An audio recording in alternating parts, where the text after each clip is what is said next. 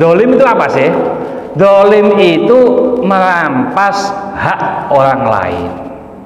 Ya, contoh ya, kalau saya parkir di sini, tetangga saya tidak bisa keluar, umpamanya, ini dolimi.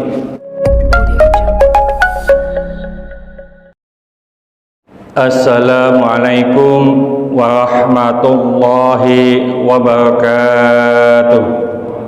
Ya, monggo, Pak Toto.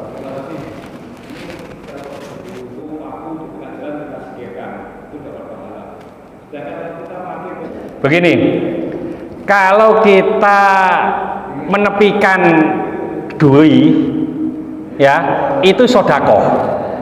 Ada paku, ya, ini kita tepikan, ini sodakoh. Jadi sodakoh gak di duit, wis pokoknya keliling aja kampung, iki ono sing gak tepak, iki ono rondo kok di tengah dalan, ojo cicak, iki ono, ya. Nah, masalah mobil di tepi jalan, umpamanya begitu ya, itu tidak hasud, Pak. Ya, tidak mengarah ke hasud, ya, paling tidak mendolimi, ya, mendolimi. Dolim itu apa sih? Dolim itu merampas hak orang lain, ya. Contoh, ya, kalau saya parkir di sini, tetangga saya tidak bisa keluar, umpamanya, ini dolimi. Tapi kalau sudah ada perjanjian, Mas, aku duwe mobil 10 gak ono nggone, tak parkir nduk kene, engko sampene anu ngomong. Nah, ada perjanjian, oke. Nah, itu sudah gak dolimi. Ya, jadi dolimi itu merampas hak orang lain. Jadi umpamanya haknya orang lain ini umum semuanya, kok dipakai, itu mendolimi, ya. Tapi kalau sudah ada kesepakatan, tidak masalah. Contoh, kalau nggak salah di RT 32 itu begini, yang punya mobil 2, mobil satunya dimasukkan garasi, yang satu boleh di depan rumah. Itu kalau nggak salah peraturan di RT 32 begitu, ya. Cuma yang depan juga harus diberitahu, ya. Itu ada aturan. Cuma kalau sudah aturan itu disepakati dan bersama, itu sudah tidak mendolimi lagi, ya. Nah, kadang-kadang sekarang itu enggak, ya, punya garasinya tidak dipakai, mobilnya 3, ya, kaya-kaya ke Bapak, ya. Jadi yang penting ada kesepakatan, Pak, supaya tidak mendolimi, ya. Kalau nggak ada kesepakatan, pokoknya duwe kayak kene ngene wae, ya repot. Kadang-kadang ya ada kejadian, jadinya kalau nampak tuh gak iso tubrukno wae podo pesoke gitu, Pak, ya. Jadi podo pesoke jadinya, ya, kesepakatan, bukan hasud itu, ya. Nah, kemarin saya sampaikan, hasud itu adalah, saya ulangi lagi, kalau ada Allah memberikan nikmat kepada orang lain, itu gak suka, itu hasud. Terus nikmat itu supaya hilang dari dia, itu hasud. Contoh gini, Pak, sing dukur-dukur ya, wong dukur-dukur. Kalau di sini kan lumayan, ini namanya sajadah 120. Sajadah yang biasa-biasa dulu, ya, itu bukan 120, 110 atau 105, Pak. Sing sajadah kecil itu, Pak, ya. Nah, kalau sudah dibagi semacam ini, kok ono wong sholat terus kakinya di belakang ini, dolim. Itu mendolimi apa? Orang yang di belakangnya, haknya orang belakang yang diambil, ya. Ini, Pak, di sini duku ini, hati-hati ini, ya. Tapi ini insya Allah cukup. Sih nggak cukup sih kalau Pak, sing cili-cili kalau, ya, panjang kecil-kecil itu 105 atau 110, ini 120, ya. Oleh karena itu ngapunten, kalau ini sudah dikapling, Pak, ini kan sudah kaplingan kita, ya, satu sajadah ini, jangan sampai mengambil ke sana, ini mendolimi orang lain, ya. Dan itu kadang-kadang kita tidak terasa. Nek mau biasa ngono ngapunten, di kehidupan sehari-hari biasa dolim begitu itu, ya, ambil haknya orang lain. Jadi kita harus hati-hati. Hati-hati kepada siapa? Kepada diri kita sendiri.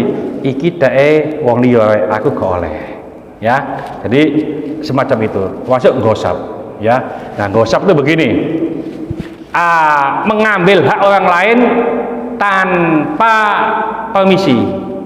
Contoh Pak ya, sering saya sampaikan itu dulu, nggak tahu kalau sekarang. Kita sholat di Masjid Al-Akbar, ya. Waktu itu kita kerja pakai sepatu. Dulu kalau sholat, kalau wudhu kan ke belakang, ke bawah. Ke bawah itu kan pakai sendal Pak, pinjam sendalnya orang dulu, ya. Nah kita pakai saja, ya.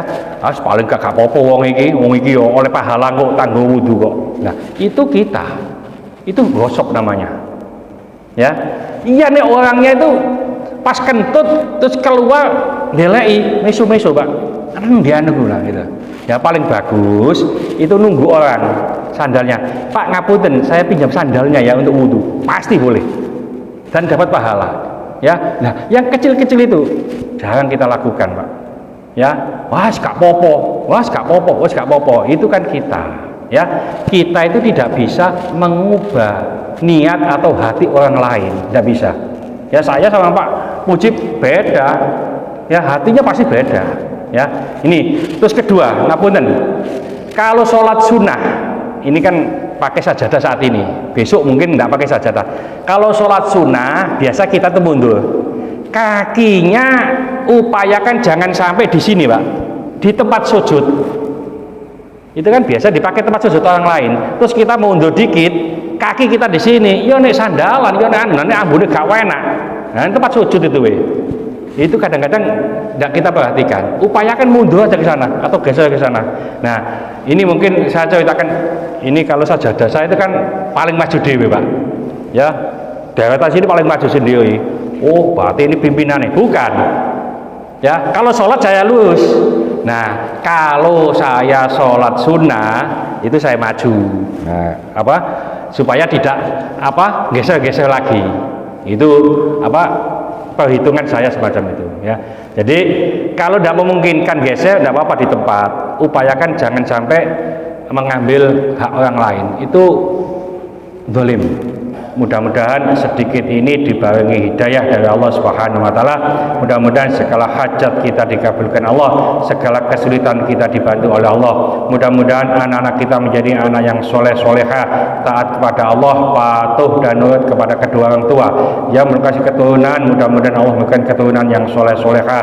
Yang mengasih jodoh, mudah-mudahan Allah memberikan jodoh yang soleh solehah. Mudah-mudahan di antara kita, keluarga kita, handetolan kita, siapa saja yang saat ini yang sakit, baik di rumah sakit maupun di kediaman, mudah-mudahan Allah cepat mengangkat penyakitnya, menyembuhkan penyakitnya, dan mudah-mudahan Allah memberikan kesabaran kepada yang sakit, dan dengan kesabaran ini mudah-mudahan Allah menghapus seluruh dosa-dosanya, dan mudah-mudahan Allah mengampuni dosa-dosanya orang yang mendolimi kita. Al-Fatihah.